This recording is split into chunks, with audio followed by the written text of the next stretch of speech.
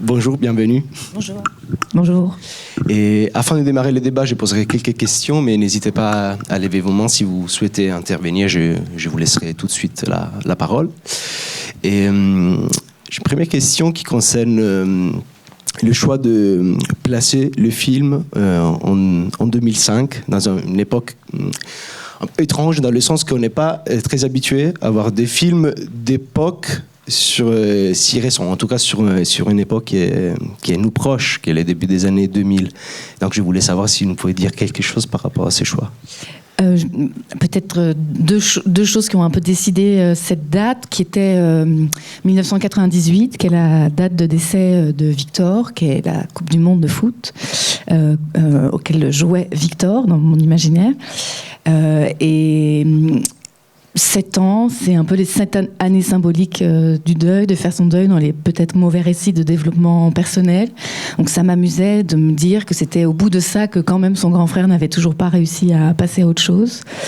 Et après, je crois que ça ressemble aussi à l'époque où moi j'ai beaucoup traîné sur des forums de discussion, qui a été ma vie adolescente, de transfert, quoi. Où tout a un peu commencé. Et j'avais envie qu'il y ait Internet, qu'il y ait des téléphones, mais que ce soit pas non plus totalement maintenant, parce que j'ai l'impression que c'était mieux pour moi, pour parler de la mémoire ou du vestige, quoi, d'être un peu décalé, mais pas trop décalé. Ouais. Comme une notion des virtuels, mais qui n'était pas tout à fait... Ou la distinction entre le virtuel et la dimension concrète, réelle de la vie était quand même bien distinguée. Ouais, c'est ça. Et bien sûr, le film, à partir du titre, réfléchit, évoque la question de la disparition et comment différentes personnes réagissent par rapport à ça. Mais ce que je trouve très marquant dans le film, c'est justement le ton du récit. C'est un film, bien sûr, avec des sentiments de mélancolie qui traversent tout au long du film, et en même temps... on dirait il y a presque, je ne veux pas dire l'humour noir, mais oui, quand même. Et alors, je voulais vous demander, voilà, c'est de nous dire un peu plus sur comment ce choix de prendre un peu à contre-pied, voilà, l'idée d'aborder le sujet de la perte, du deuil, de cette manière. J'ai l'impression d'avoir un petit syndrome que je dis Jean-Baptiste Poquelin, parfois pour rire, de Molière, qui voulait absolument écrire des tragédies qui n'arrivaient pas, et c'était drôle, qui me suit toujours, quoi. Moi, j'ai une grande mélancolie qui est la mienne, donc je suis toujours vouée à écrire ces histoires de gens qui meurent. Et en même temps, je ne peux pas m'empêcher de faire disparaître les gens sous des bureaux et de rire, quoi. J'y arrive pas. Et avec Marie-Lou Vergès, qui a monté le film, en fait, on a passé 3 semaines à essayer de ramener le film vers le drame, puisque j'avais fait plein de catastrophes.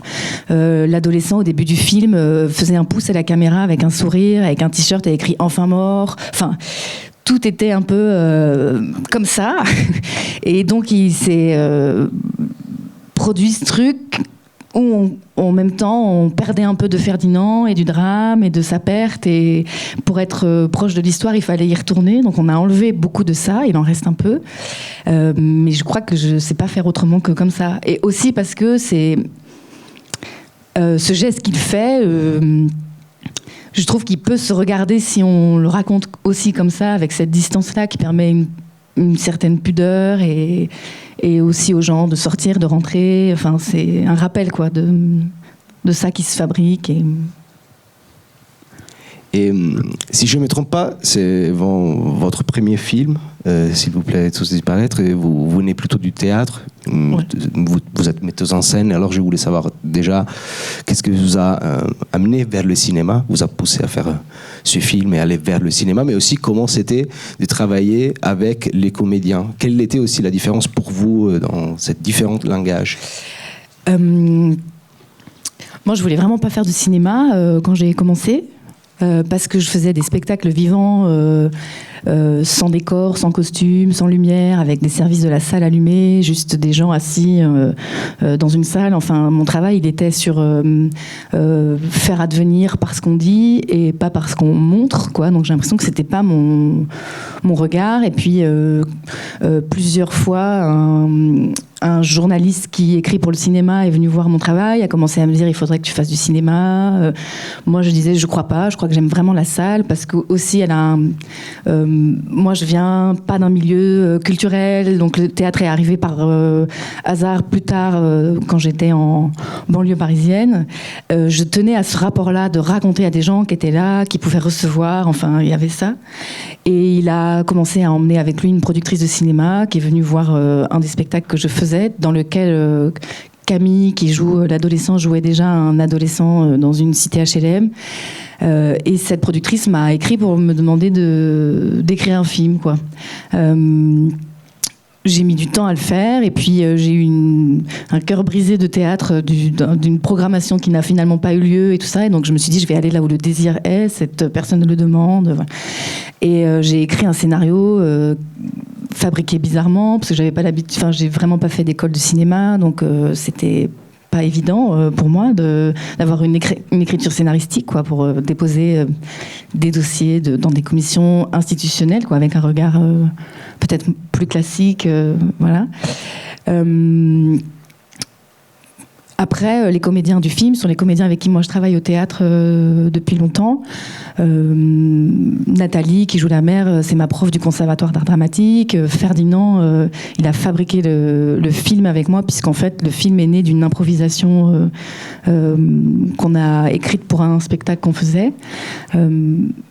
Et j'ai l'impression que le film, pour moi, l'enjeu, il était de pouvoir travailler comme je travaille au théâtre avec eux, c'est-à-dire de ne pas arriver le matin, enfin, de pouvoir avoir un temps d'écriture et de répétition suffisamment long avant le tournage pour garder une liberté de spontanéité aussi de jeu, comme dans la scène du repas.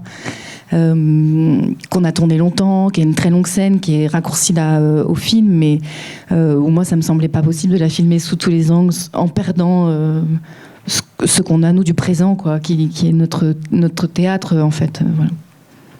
Quelle est la part justement d'improvisation dans votre film et notamment dans cette scène de repas ? À l'arrivée, finalement, assez peu, je pense, parce qu'en fait, c'est une scène qui était assez écrite telle qu'elle est là. Je dirais que des choses se sont ajoutées.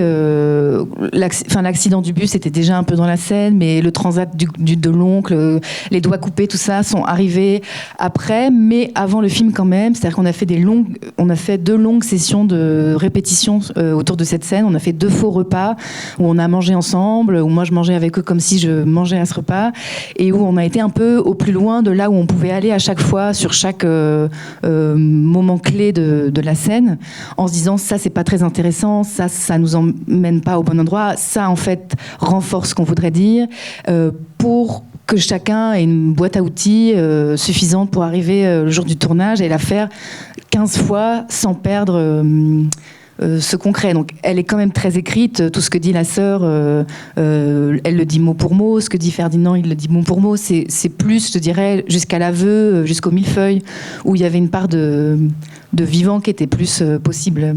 Voilà. Moi, j'avais une question qui concerne le personnage d'Eliot, un personnage très fascinant, mais c'est pas la question peut-être que vous attendez. Non, c'était plutôt ça me fascine parce que c'est le sort personnage du film qu'on connaît pas en dehors de son rôle ou de son alter ego. C'est en tant que Victor existe seulement en tant que alter ego de quelqu'un d'autre, mais on a pratiquement aucun détail et aucune information sur sa vie, sur ce qui est, à part les informations au tout début de la chat. Du coup, je voulais vous demander quelque chose par rapport à ça. J'ai l'impression que c'est un personnage qui, pour moi...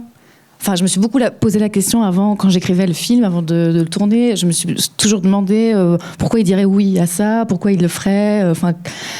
Trouver son intérêt là-dedans sans en faire une énième victime du film, parce qu'il se retrouve tout seul à la fin. Enfin, qui a été un enjeu pour moi à résoudre. En fait, j'ai l'impression que on en a plus que ça, des infos à l'arrivée, parce que par exemple c'est lui qui le propose à Ferdinand, parce que par exemple quand ça s'arrête il voudrait continuer, parce qu'en fait il est très actif dans ce jeu de rôle là, et je trouve que ça en fait un personnage qui pour son âge, il a 17 ans dans le film, le rend d'une maturité émotionnelle. Je trouve qu'il est au contact de cette histoire avec une présence que moi je trouvais inattendue quoi, pour le récit.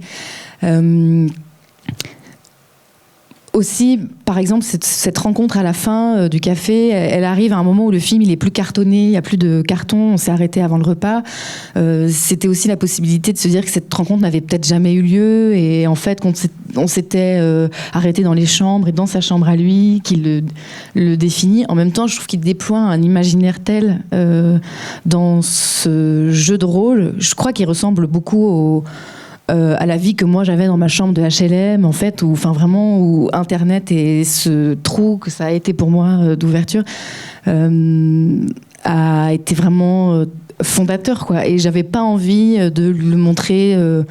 On a filmé des estats de sa maison, on a filmé des dialogues avec sa mère qui en fait n'ont pas été montés au film, parce que ça m'allait de le raconter rêver et être capable d'autant d'inventions qu'ils le définissent en fait, quoi, quand même. Et de quelque sorte qui comment dire, ajoute à la question de la disparition une autre ligne différente. Bien parce sûr, qu'il dit au début, je fais le deuil de ma vie. Je suis en deuil de ma vie, ouais. Voilà.